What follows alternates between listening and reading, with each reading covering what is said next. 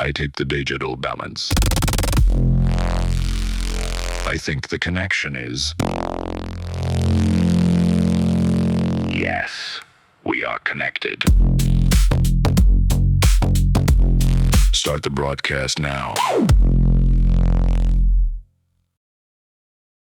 Somewhere right now, in a warehouse, a wheel is moving a heavy load sideways, without turning to face the way it's going. It's a clever piece of engineering.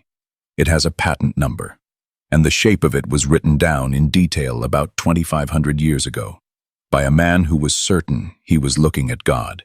He dates it twice, the 5th year of the exile, and the 30th year of what? He doesn't say. A priest named Ezekiel, sitting by a canal in Babylon, among people who'd been marched there in chains.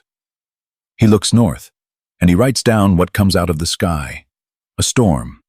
A great cloud with fire folding in on itself, and a hard light around the edge of it. And in the middle of the fire, something that shone like metal. He's a priest. He's trained to be precise about holy things. Keep that in mind, because from here on, the man can barely finish a sentence. Out of the middle came 4 of them. He calls them living creatures, because he has no other word. Each one had 4 faces, a man, a lion, an ox, an eagle. Each had 4 wings. Their legs were straight. Their feet were round and bright, like polished bronze. And when they moved, they did not turn. They went straight forward, any direction at once. And the body never turned to face it. Hold that detail. He's going to repeat it. And so is someone else, a long time from now. Beside each creature, on the ground, was a wheel. And set inside that wheel, crossways, was a second wheel. So the thing could roll any way it liked. The rims were high, and the rims, he says, were full of eyes. All the way around. When the creatures moved, the wheels moved with them. When they rose, the wheels rose. He says the spirit of the creatures was in the wheels. Above all of it, a floor stretched out. Like ice, like crystal, terrible to look at. The wings made a sound like rushing water, like an army on the move, and over the floor, a throne the color of blue stone. On the throne, the shape of a man, burning from the waist up and the waist down, ringed in light like a rainbow in the rain. Read it slowly and you notice the tell. The likeness of, the appearance of, something like, a man trained to be exact, reaching over and over for words that aren't in the language yet. He saw it clearly. He just had nothing on earth to set beside it. Then he falls on his face, and the record stops. For a long time, that's where it sits. The rabbis called this passage the work of the chariot, and they ruled that you were not to study it alone, or young, or out loud to a crowd. Only one student at a time, only if he was wise enough to understand it on his own. A text they decided was dangerous to read, not for what it said, for what it might do to the reader. Meanwhile, 1968. A Swiss writer named Erich von Däniken puts it plainly. The priest didn't see a vision. He saw a machine. The wheels were landing gear. The fire was exhaust. The thing that shone was a hull. Over in Huntsville, Alabama, that idea lands on the desk of a man named Josef Blumrich. And Blumrich does not write about myths. He builds rockets. He's chief of the systems layout branch at NASA's Marshall Space Flight Center. He worked on the Saturn V, the rocket that carried men to the moon. He worked on Skylab.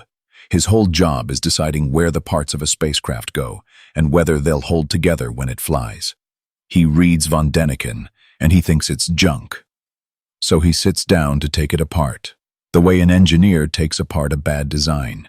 He's going to prove that an exile's fever dream could never be a working vehicle, and then he's going to close the file.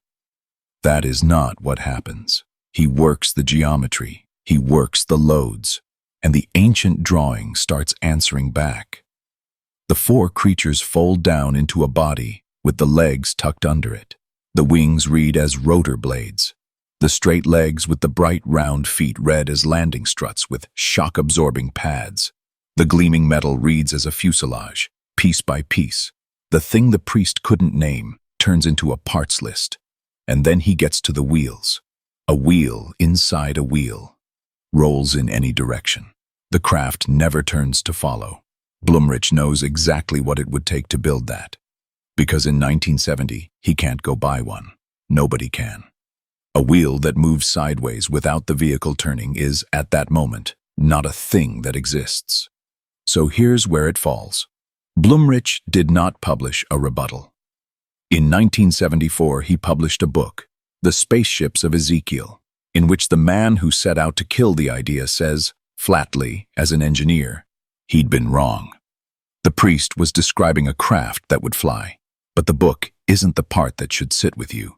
The part that should sit with you is on file at the United States Patent Office. Patent number 3,789,947, issued February 5, 1974. Inventor, Josef Blumrich. Assignee, the United States by way of NASA. It's a wheel, a hub with spokes, with rollers set crossways around the rim, so it can move in any direction without the vehicle ever turning to face that way. They call it the Omni wheel. It's under forklifts. It's under warehouse robots. It's under the machines we drive across other planets. A priest by a canal in Babylon wrote down a wheel inside a wheel that rolled every direction without turning and called it the glory of God. 2,500 years later, a man who builds spaceships read it, set out to prove it was nothing, and walked out with the patent. This channel didn't write that. It was already in the clay. This has been the Digital Madman.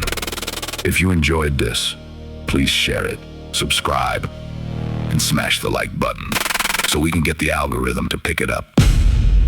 Thank you, and I will speak with you next time.